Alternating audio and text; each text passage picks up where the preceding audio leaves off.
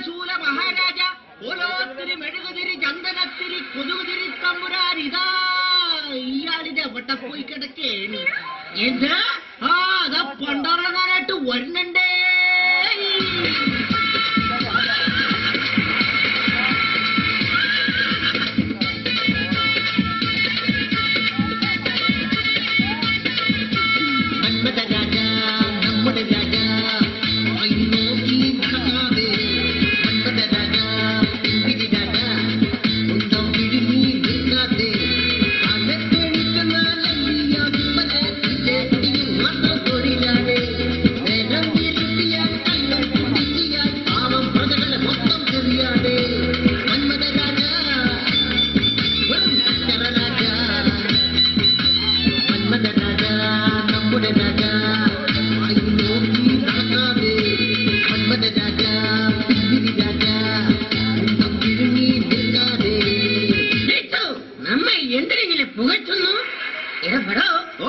നമ്മുടെ ഭരണം കൊണ്ട് പ്രതികൾക്കെല്ലാം ക്ഷേമം തന്നെയല്ലേ? അതെ പ്രഭു, അങ്ങയുടെ ഭരണം കൊണ്ട് അല്ലല്ല, അങ്ങയുടെ ഭരണം കൊണ്ട് പ്രജകൾക്കെല്ലാം ക്ഷാമം തന്നെയാണ്. വെരി ഗുഡ് പ്രഭു. അങ്ങയുടെ മോന്തക്കുറ്റി കണ്ടപ്പോഴാണ് ഞാനൊരു കാര്യം ഓർത്തത്. എന്താണ്?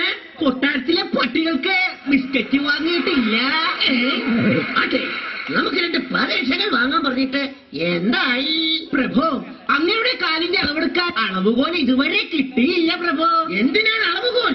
അതിന് ഈ റബ്ബർ ബാൻഡ് പോരെ. റബ്ബർ ബാൻഡോ? അതെ, ചെറിയ ചെരുപ്പിന് എങ്ങനെയും വലിയ ചെരുപ്പിന് ഇങ്ങനെയും അളവെടുക്കാം. രണ്ടിനും ഒരു റബ്ബർ ബാൻഡ് മതിയല്ലോ. സമ്മതിക്കണം പ്രഭു, സമ്മതിക്കണം. അങ്ങയുടെ ഒടുക്കത്തെ ഒരു ബുദ്ധിയെ. അതാണ് ഈ ഓരോത്തിരി ചന്ദനത്തിരി കൊതുകുതിരി തമ്പുരാൻ.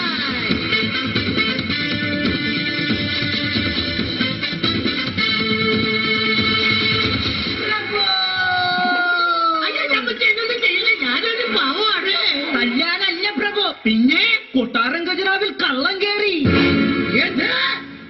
എന്നിട്ടെന്തായി? എന്താവാൻ, ഇതിലും ഭേദം കൂലിപ്പണിക്ക് പോയാൽ മതിയായിരുന്നെന്നും പറഞ്ഞവൻ പുറത്തുനിന്ന് രാജാവിനെ പച്ചത്തെറി വിളിക്കണ്ടായിരുന്നു. തനിക്ക് മൂലം എന്നെ മൊബൈലിൽ വിളിച്ച് പറയാൻ പാടില്ലായിരുന്നു. ഞാൻ വിളിച്ചു പ്രഭു. എന്നിട്ട് അപ്പോൾ ഒരു പെണ്ണ് പറയുക റേഞ്ചില്ലെന്ന്. ഈശ്വര, എനിക്ക് റേഞ്ചില്ലാത്ത വിവരം ആ പെണ്ണു അറിഞ്ഞോ? ആരെവിടെ? മോടിയൻ അടിയൻ വീരശൂര പരാക്രമിയും ഇല്ലാതെ വില്ലനും ആരോഗ്യത്തിന്റെ കർത്തനുമായ നമ്മുടെ നാടിന്റെ പടനായകൻ പടയപ്പനോട് വരാൻ പറയൂ.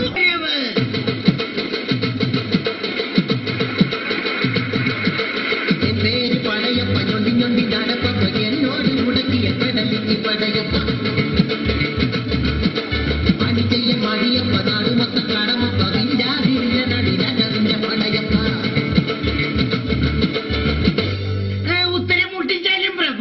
എന്ത് കൂട്ട്? അല്ല, ഉത്തരവിട്ടാലും പ്രഭു. കൊട്ടാരത്തിന്റെ ഖജനാവിൽ കള്ളം കയറിയ വിവരം അറിഞ്ഞില്ലേ പടയപ്പ?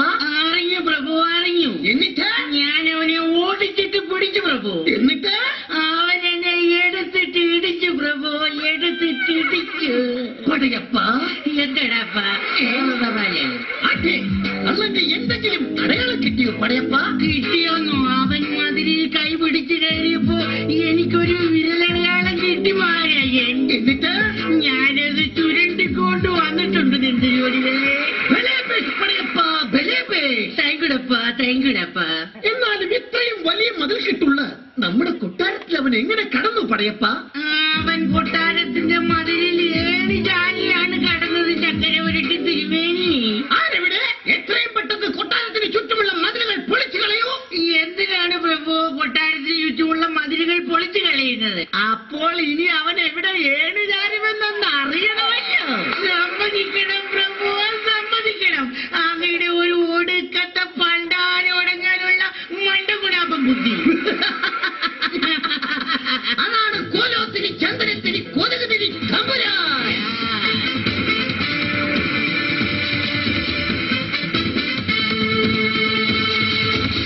പ്രഭു, അയ്യോ എന്നൊന്നും ചെയ്യില്ല, ഞാനൊരു പാവമാണ്. തല്ലാനല്ല പ്രഭു, ഞാൻ പേടിച്ചു പോയി. അതെ, പിന്നെ തുള്ളിച്ചാടി വന്നതിന്റെ ഉദ്ദേശം? പ്രഭു, അങ്ങയെ മോന്ത കാണിക്കാനും അങ്ങയുടെ ഈ മോന്ത കാണാനും വേണ്ടി കൊട്ടാര മന്ത്രി മോന്തയുമായി വരാന്തയിൽ കുന്തകാലം ചിന്തിച്ചിരിക്കുന്നു. ഇങ്ങടെ ഉന്തിത്തള്ളി വിളിച്ചേ ആ ചന്തമില്ലാത്ത മരമോന്ത നമ്മെ വന്ന് കൊണ്ടുവന്ന് കാണിക്കാൻ പറയൂ.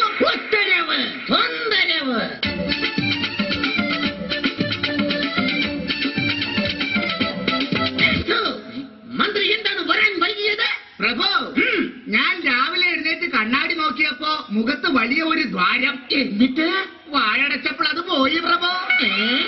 ആ പിന്നെ ഒരു സങ്കടം എനിക്ക് ഉണർത്തിക്കാനുണ്ട്. ഉണർത്തിക്കൂ. അങ്ങയുടെ അച്ഛന്റെ വലി നിർത്തിയില്ലെങ്കിൽ കൊട്ടാരത്തിലെ തോഴിമാർ ആരും ഇനി മുതൽ പണിക്ക് വരില്ല എന്ന് പറഞ്ഞിട്ടുണ്ട്. നമ്മുടെ അച്ഛൻ വീടി വലിക്കുന്നതിന് തോഴിമാർക്ക് എന്താണ്?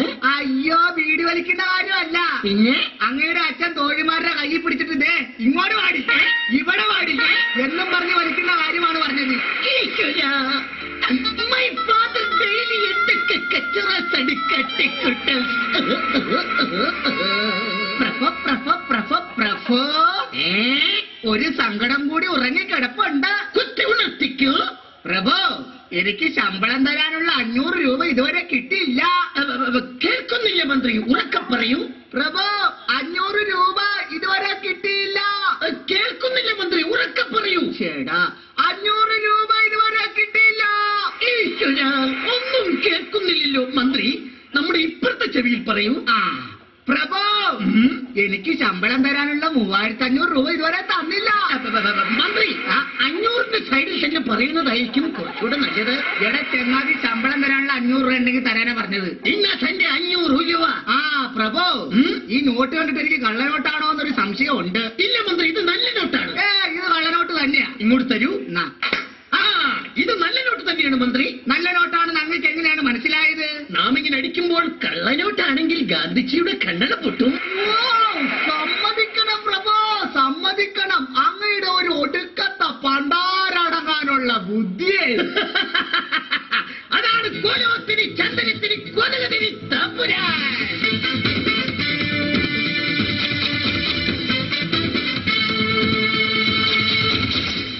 മഹാരാജൻ വീണാൽ താഴട്ടെ. അല്ലല്ല, വീണാൽ വാഴട്ടെ. അറിയും രാജാവല്ലേ? അതല്ല, നീ ആരാണ്?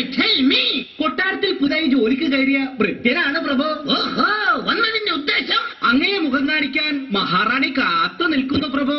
കിടന്നു വരാൻ പറയൂ. ഉത്തരവ്.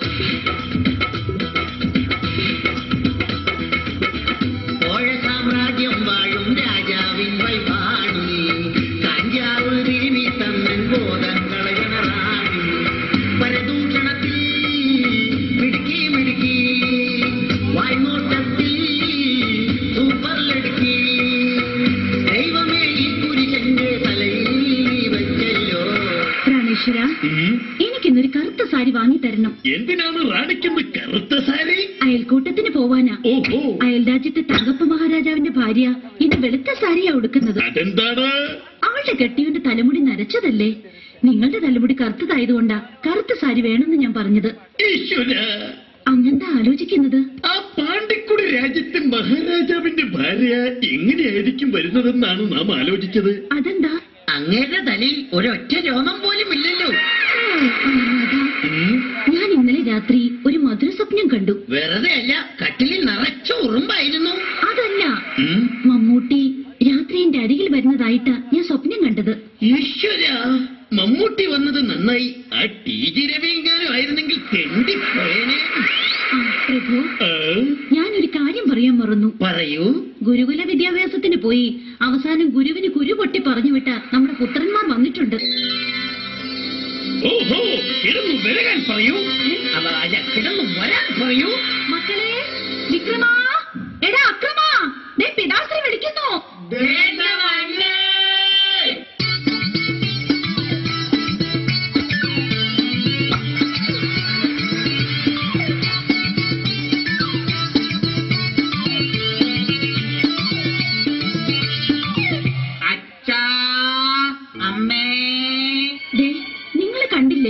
പഠിച്ച് പഠിച്ച് എന്റെ മക്കളുടെ കണ്ണുകൾ അകത്തേക്ക് കുഴിഞ്ഞിരിക്കുന്നു. സാരമില്ല, റിസൾട്ട് വരുമ്പോൾ പുറത്തേക്ക് തള്ളിക്കൊള്ളും. മക്കളെ, നിങ്ങൾ എല്ലാ അഭ്യാസവും പഠിച്ചോ? ഞങ്ങൾ എല്ലാ അഭ്യാസവും പഠിച്ചു അച്ഛ. ഇനി അച്ഛന്റെ ഓരോ അഭ്യാസവും ഞങ്ങൾക്ക് നടക്കത്തില്ല. ഈ വിക്രമനെ കൊണ്ട് ഭയങ്കര ശല്യമാ അച്ഛ. ഈ അക്രമനെ കൊണ്ട് ഭയങ്കര ശല്യമാണ്. ഓഹോ, ഞാൻ വീടി വലിച്ച ഇവൻ പുക വിടും. ഞാനൊരു സോഡ കുടിച്ചാൽ ഇവൻ ഏപ്പക്കം വിടും. അത് ശരി.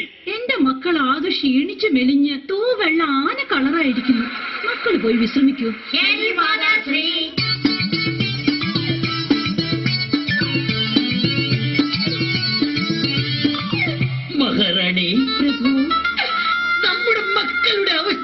കണ്ടിട്ടെനിക്ക് സഹിക്കുന്നില്ല.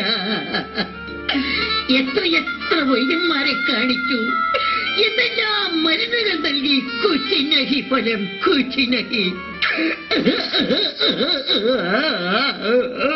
പ്രഭു, എന്നൊന്നും ചെയ്യല്ലേ. അയ്യോ തല്ലാനല്ല പ്രഭു. പിന്നെ കോങ്കപുരത്തെ പെട്ടത്തലയനായ രാജാവും പരിവാരങ്ങളും നമ്മുടെ രാജ്യത്തെ ആക്രമിക്കാൻ വരുന്നു.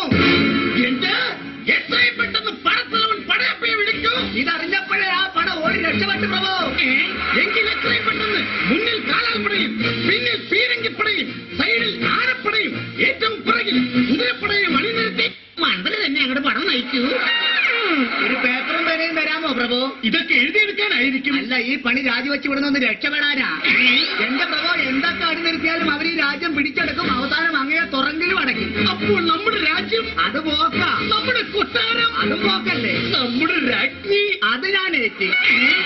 ഈശ്വരം, നമ്മെ തുറങ്കിലടച്ചാൽ നമ്മുടെ രാജ്യത്തിന്റെ ഗതി എന്താകും? നമ്മുടെ സിംഹാസനം ആര് നോക്കും? ആര് നോക്കും? ഞാൻ നോക്കും.